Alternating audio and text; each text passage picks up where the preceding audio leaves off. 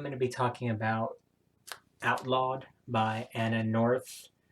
It is a Western with a co genre theme of science fiction. Science fiction in that, in this, the setting for this story, there was a great flu that occurs in the early 1800s that wipes out 9 out of the 10 people, at least from as far as I know in the story, in the United States. Um, and part of the effects of that flu are some men and women are sterile. So it's harder to get children. Um, the setting of the book is in the year 1894, and it involves Ada, the main character, who is the daughter of a midwife who basically throughout the story wants to find out medically why women become sterile. And she, you know, is eventually when she gets married and she can't have kids. She's sterile, or her husband's sterile. Never hints at who's sterile and who's not. They just don't know. As a matter of fact, one of the things that if a woman in one town is sterile and other women in town who have maybe miscarriages who find out they are sterile as well, they'll blame whatever woman that being a witch, like witchcraft. So people being tried for witchcraft apparently is a thing that's going on in this story. Um, and so the Ada's mother, the midwife, doesn't kind of want that stigma following her daughter, so she sends Ada to a convent. And in the convent, Ada gets a hold of some, how would you say, risque material, because the kind of like the political religious climate in the story is a little repressive. There's themes in the book of The Handmaid's Tale. Nothing that dramatic, like that authoritarian, but there are those themes that spell out in my mind in this story.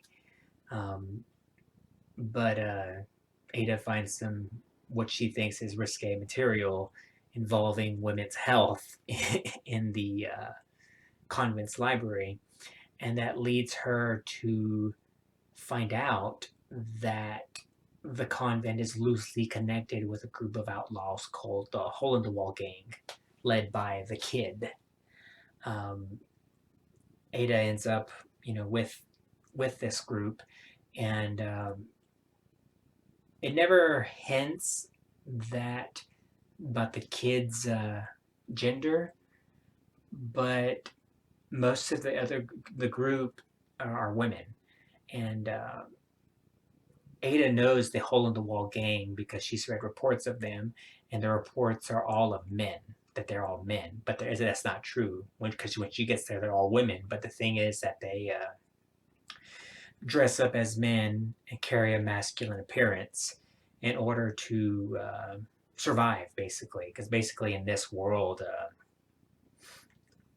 the women who can't conceive are kind of like put out, like they're made to fend for themselves, which I mean, in some parts of my mind that kind of bothered me because typically, like if reading history, like after, like for instance, like the Black Death, like if that happened and people were more valuable, human life was more valuable because you didn't have so many hands helping and you needed all the hands you could to help.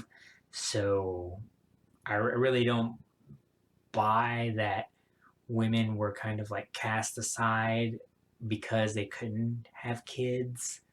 Um, I mean, it's a convenient vehicle for the story, but it just didn't make any sense. And also, too, thinking about it, like this flu happened before the American Civil War. And as a matter of fact, from what I can read, the American Civil War did not occur uh, in this book because of the flu, of all the people dying. And one book that's mentioned in this book, I mean, it's not a real book, but it's called the St. Louis Field Manual. And in that book, the year is 1857, and the person who wrote the book is like a leader of that militia who basically goes about telling the reader what they should do to set up a militia, make explosives, and recounts some of their adventures in the American West. And this is 1857, so around that time it is semi lawless. So it's kind of like an every man for himself vibe, but this group keeps some cohesion and some law and order in their area. I mean, that's just a little side note, which I found really interesting that I liked. And at 2 points in this book, I wanted to put it down. I wanted to like not read it, and like maybe that tells me that in my mind that the author did a good job of like getting a rise out of me, that I inadvertently became involved in the story. Um, some of them, um, sometimes when you're viewing something, you're bringing your own prejudices and stuff into it. And one of the things that I really didn't at first like I was like, what? That there's another character in the book called Lark. Lark is kind of a semi outlaw himself because he had an indiscretion with another man. So Lark had homosexual tendencies, and when Lark was caught doing those activities, they had cut his genitalia. It was pretty. They describe the scar, so it's a pretty gruesome scar.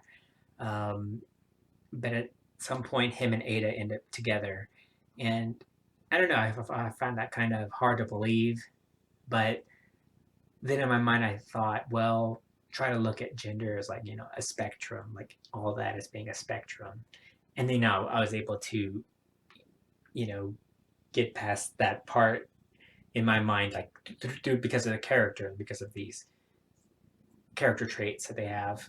And what really, really made me want to put it down too was that there's one point Ada and Lark are in jail and they're trying to figure out a way out of jail. And at the end of the chapter, they're trying to figure a way out. And the next chapter, they're riding away from a posse with some members of the Hole in the Wall gang who broke them out. And that action sequence isn't explained.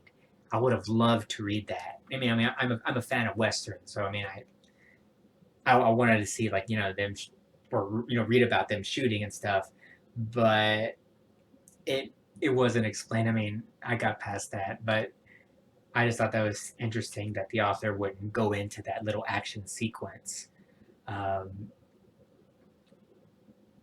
because she does a really good job at the end of the book, the action sequence when the Hole in the Wall gang is kind of with its back against the wall through a giant posse from different towns coming after him. And I liked how she relayed the action in that scene toward the end of the book. Um, but I mean, all in all, I mean, I guess if I would recommend the book. I would recommend the book maybe to someone looking for fiction with a female empowerment vibe, and maybe not a lover of westerns. I don't think I would. I mean, if you've read like every like typical western that you can get your hands on, then I would go ahead and read this too.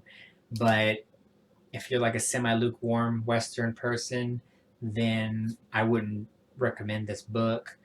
But I think this is a good. It was very readable. I mean, the author did a pretty good, really good job. Um, I would give it 3.5 stars, maybe going on 4.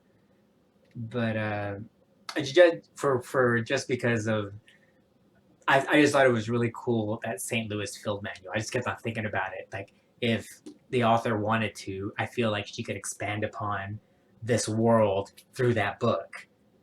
I mean, if that makes any sense, I would love to see that.